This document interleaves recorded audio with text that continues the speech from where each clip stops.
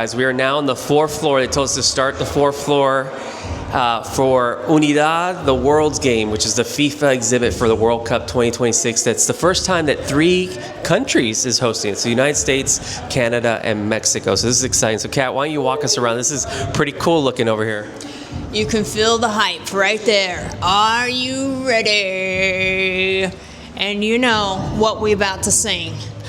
World Cup, World Cup. Yes, so the exhibition for the FIFA World Cup, and it is inside of the Freedom Tower in Miami. So they have done a beautiful job. There are several very important, collections that they're incorporating here. It's like a full-on interactive experience, which we're about to head in there. And we do have a soccer player in the back. You can see him sitting down there on the floor, also known as a football, right? But in the States, we call it soccer. Big fan, big fan. The home of Messi.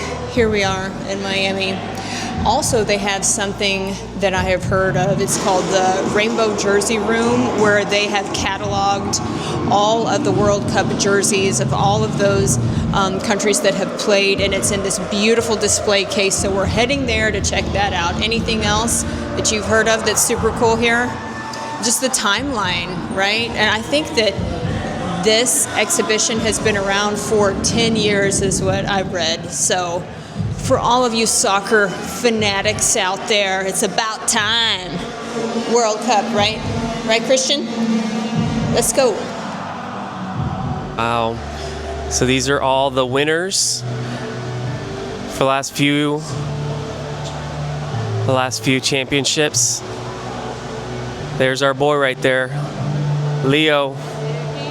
Look at these jerseys. But wait a minute, here's the hardware. Kat, why don't you walk us through here? Well, I've heard in this building is the Mona Lisa of the soccer world, the original World Cup trophy. The original, and it looks like this is it. It's marked 1930. And let's see, who won that? Oh, Uruguay was the champion in 1930. That's amazing. And then here's the women's, the first women's. Come on, girls. And you know the U.S. Women's World Cup. The U.S. Dominates, so let's go. But look at this. This is kind of neat. Let me, we'll kind of. So this is kind of, come over here, Kat. This is a list of all the countries who has the most winners. Look at this. Look at this. And I'm just reminded, look at this. Oh yeah, Brazil's dominating. Argentina's got 3. But look at this, England. And that just reminds me of, so we have a good friend, Ed, if you're watching. This reminds me of you. So Ed's grandfather, Gordon Banks, was the most amazing goalkeeper, and he was a goalkeeper when England won in 1966. 1966. And so dedicating this star to Gordon Banks. And he's got an amazing podcast that came out about some theories, because they had the full team coming back.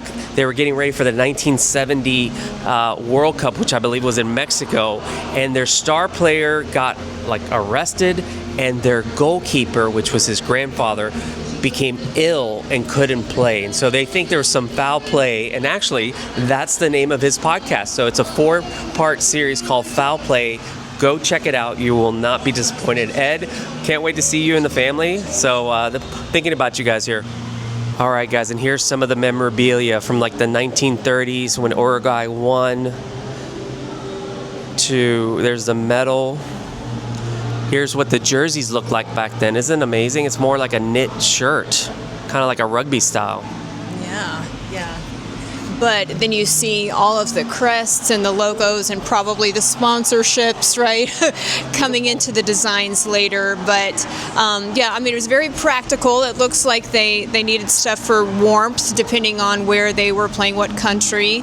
And of course, the front, the country that they represented. So all of that pride there. And so let's see. What are we looking at here, George? Looks like it's from the 1958 World Cup in Sweden, and that's pretty amazing. Wow. Now that's a logo. That's a logo. That's a logo. Yeah. It's got some autographs etched in there as well. And then look, this is one from Chile, which I think that's amazing that they were in different cities. Now, so the first one, let's see, in 1930, what was the host city? The host city was Uruguay, and they won. That's pretty amazing to think that the host city won. Wow, Uruguay had a team, it looks like, for many years.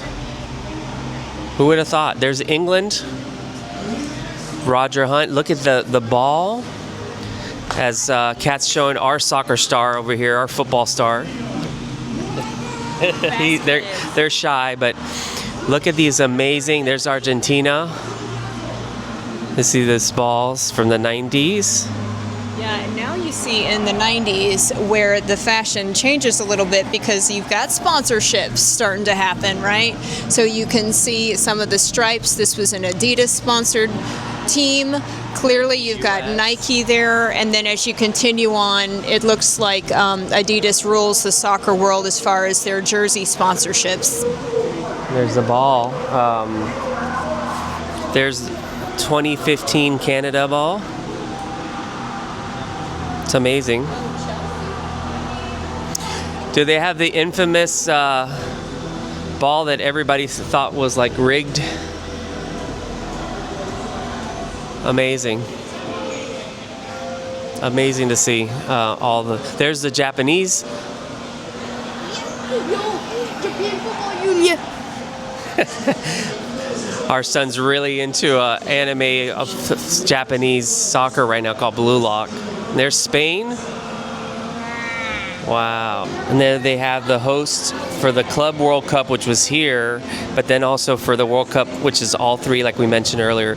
Canada, Mexico, and the United States are hosting. And then the Women's World Cup is next year, and that's going to be in Brazil. So that's going to be amazing. So, all right, let's keep walking. Yes, so like Kat was saying, it's interactive. There's Pele, and then holding the trophy.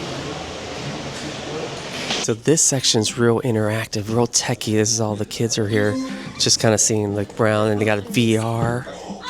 Pretty cool. Christian, wow. Right. I almost got caught up by the 1920s elevator. Now, these pyramids. It's true. Are you ready? Let's sing it together, guys. World Cup, World Cup. Woo! Here we go.